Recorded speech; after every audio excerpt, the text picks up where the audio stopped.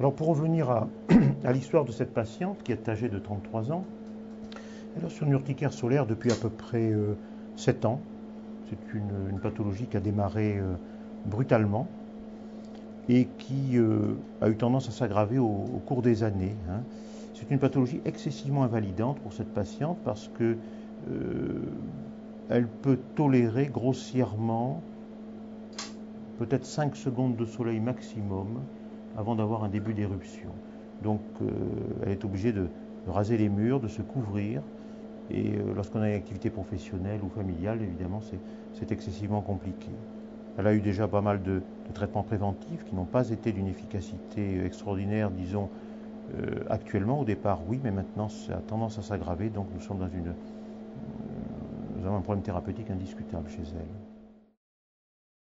Donc il s'agit d'un simulateur solaire, c'est-à-dire un appareil qui est capable de reproduire de façon précise le même rayonnement que celui du Soleil.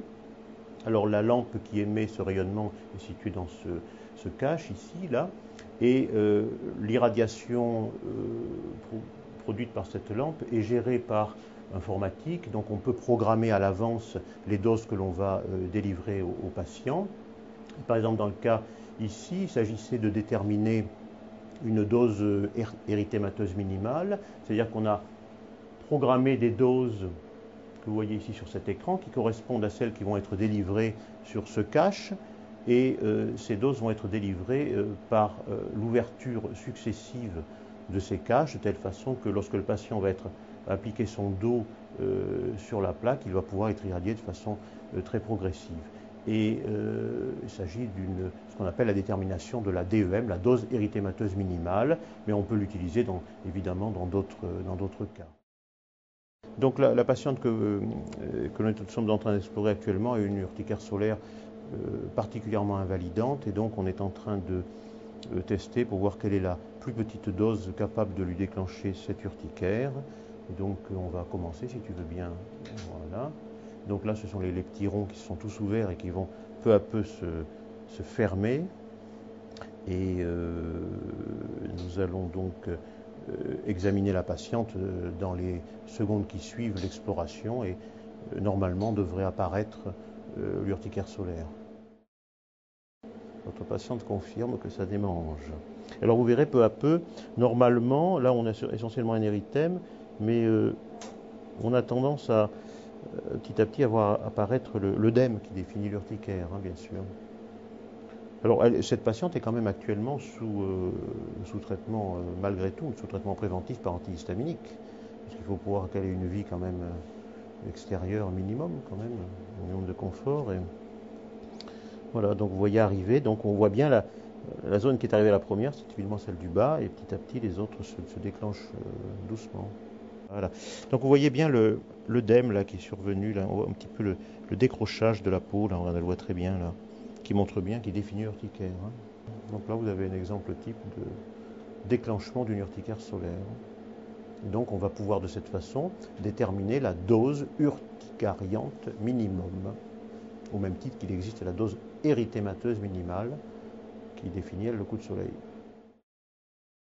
Bon, alors là, donc, on va procéder à la deuxième partie de l'exploration, c'est-à-dire qu'on a prouvé que cette patiente avait une urticaire solaire déclenchée par donc, le rayonnement solaire simulé de l'appareil, et on va essayer maintenant de préciser quelle est la longueur d'onde responsable. Est-ce que ce sont les ultraviolets A, est-ce que ce sont les ultraviolets B, est-ce que c'est le rayonnement visible, etc. Alors pour cela, l'appareil que nous utilisons est équipé d'un monochromateur qui permet en quelque sorte de découper la lumière en tranches, et donc dans le cas particulier on va faire des tranches d'UVA et puis des tranches d'UVB. Donc la lumière sort de cette fibre optique, vous allez voir ce petit peu, voilà, vous voyez, on voit la lumière qui sort là vous avez des UVA qui sortent de cette petite fibre là, et donc cette fibre va être appliquée sur la peau de la patiente pendant un temps très bref, à la dose que l'on veut définir au départ, et on va de la même façon voir survenir ou ne pas survenir l'éruption selon que la patiente est sensible à cette longueur d'onde ou ne l'est pas. D'accord. Donc là, on va procéder donc à cette exploration en monochromatique. Et pour commencer, nous allons débuter avec les ultraviolets A, hein, je crois, avec une dose excessivement faible, puisque la durée d'exposition va être de 1 seconde, ce qui correspond à peu près à 35 millijoules d'UVA, c'est excessivement faible. Alors immédiatement, on note l'endroit évidemment où on a procédé, et on va, voilà, on va continuer à côté avec une dose du double de la précédente. Alors on va, la patiente étant particulièrement sensible, on ne va pas faire des doses évidemment très importantes. Alors donc on a terminé l'exploration, disons pour le moment en UVA, on va voir ce que ça va donner, et on va procéder de la même façon avec les ultraviolets B.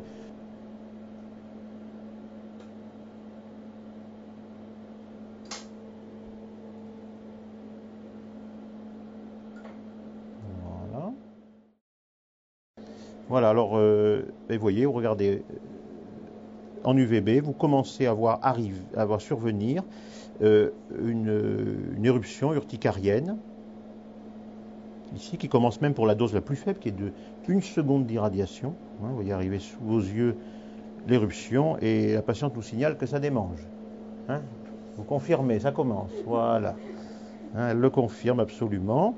Donc manifestement, cette patiente, pour le moment, est sensible à des doses excessivement faibles d'UVB. En UVA, il y a peut-être quelque chose qui commence effectivement, vous le voyez arriver là, oui, tout à fait. Nous voyons arriver, là, ça y est, l'éruption en UVA, après un temps d'irradiation de 3 secondes. Donc on voit bien, l'urticaire s'est bien développé. Hein, Par contre là, vous voyez, la dose la plus faible d'UVA n'a rien donné. Donc on peut dire que la dose urticariante minimum de cette patiente se situe ici.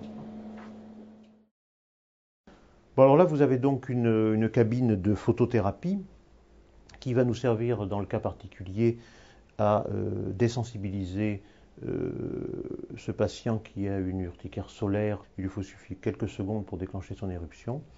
Et il avait une dose urticariante minimum qui était aux alentours de 100 millijoules centimètre carré d'UVB et l'équivalent en UVA, je crois. Et là, nous arrivons actuellement à l'irradier avec des doses de 900 millijoules d'UVA. Donc on a quand même déjà nettement progressé dans la tolérance de cet individu. Donc c'est ça, donc ce patient maintenant est capable de tolérer des doses qui sont de l'ordre de facilement 7 ou 8 fois plus fortes que ce qu'il avait au départ. Ouais, c'est à peu près ça. Hein. Voilà. Donc on va programmer, on va lui donner aujourd'hui 900 millijoules, puisque c'était la dose qui était prévue normalement.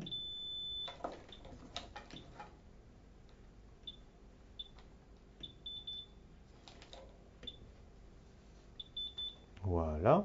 Donc n'oubliez pas les lunettes, bien sûr. Alors si vous voulez bien rentrer, donc on va vous...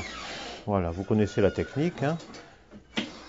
Voilà, donc c'est bon? Oui. Et les lunettes? Oui, c'est parti. Voilà.